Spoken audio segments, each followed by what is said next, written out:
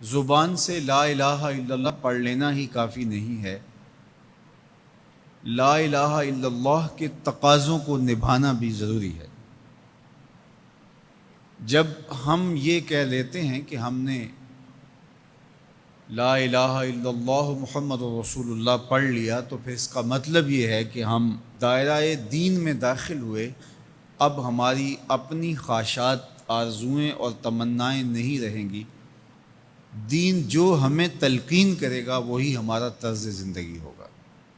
اگر کوئی شخص اللہ اور اس کے رسول کو مانتا ہے لیکن اللہ اور اس کے رسول کی نہیں مانتا، تو پھر اس نے ماننے کا حق ہی ادا نہیں کیا۔ اس لیے شریعت بیضا ہم سے اس بات کی متقاضی ہے کہ ہم اللہ اور اس کے رسول کی ہر بات کو مانیں، اور جو ان کی طرف سے ہمیں نظم زندگی اختیار کرنے کی تلقین کی گئی ہے وہ ہم اختیار کریں۔ آج SOPs کا تذکرہ ہے۔ مختلف شعبہ حیات میں جب آپ کسی بھی دائرے میں داخل ہوتے ہیں تو وہاں کے ضوابط کو، وہاں کے قوانین کو فالو کرنا آپ کے اوپر لازم ہوتا ہے۔ آپ شہری ہیں پاکستان کے، لیکن آپ کو کسی ملک میں سفر کرنا ہوتا ہے، تو جتنی دیر تک آپ وہاں رہتے ہیں تو آپ کو قوانین ان کے فالو کرنے ہوتے ہیں، ان کے ضوابط کے مطابق آپ کو وقت گزارنا ہوتا ہے۔ تو یہ بات اچھی طرح سے ذہن میں رکھیے گا کہ اسلام صرف اعتقادات کا نام ہی نہیں ہے، بلکہ یہ ہماری مکمل معاشرتی زندگی، ہماری مکمل اقتصادی زندگی، ہماری اخلاقی اقدار، ہماری تقویم، ہمارے رسوم و رواج، طرز معاشرت، ایک ایک چیز میں اسلام کامل، اکمل اور مکمل رہنمائی دیتا ہے۔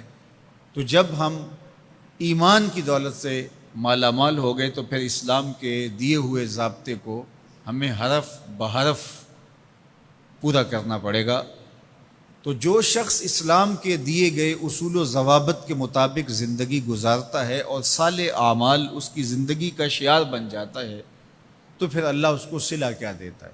ایک تو آخرت کا اجر ہے جو اس کو عطا کیا جائے گا، وہ تو ہے ہی ہے، لیکن اس دنیا کی زندگی میں بھی اللہ جل شانہ اس کو جزا کی صورت میں صالح، پاکیزہ، ستھری، مطمئن زندگی عطا کرتا ہے۔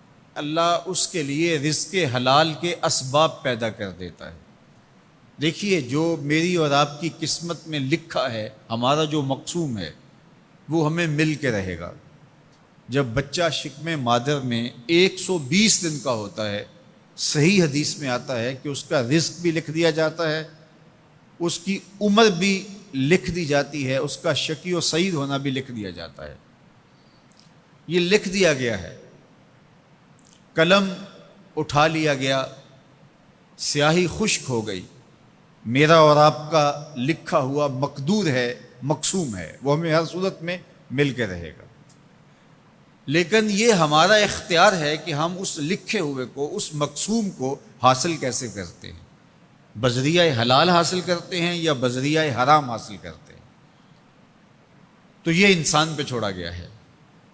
لیکن جو شخص اچھے اعمال کے ذریعے سے اپنے رب کی رضا جوئی میں لگا رہتا ہے، تو اللہ اس کے مقسوم کو اس تک حلال ذرائع سے پہنچاتا ہے، اس کو اس کی توفیق نصیب کر دیتا ہے کہ وہ حرام کی طرف نظر بھی اٹھا کر نہیں دیکھتا اور وہ حلال رزق اختیار کرتا ہے۔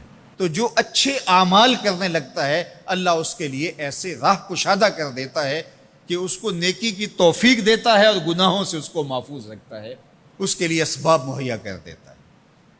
اللہ کے محبوب علیہ السلام نے ارشاد فرمایا، اذا اراد اللہ بعبد خیرا اصلہ، جب اللہ کسی شخص کی بھلائی کا ارادہ کرتا ہے تو اس کو شہد کی طرح میٹھا اور مرغوب بنا دیتا ہے۔ صحابہ نے پوچھا، یا رسول اللہ صلی اللہ علیہ وسلم، وکیف اصلہ، اللہ اس کو کس طرح میٹھا کر دیتا ہے، کس طرح مرغوب بنا دیتا ہے؟ تو اللہ کے محبوب علیہ السلام نے ارشاد فرمایا کہ اللہ مرنے سے قبل اس کو اچھے اعمال کی توفیق نوازتا ہے، اور پھر فرمایا فَيَقْبِضُهُ عَلَيْهِ، اور وہ نیکیاں کرنے لگ جاتا ہے کہ اللہ اس کی روح قبض کرتا ہے۔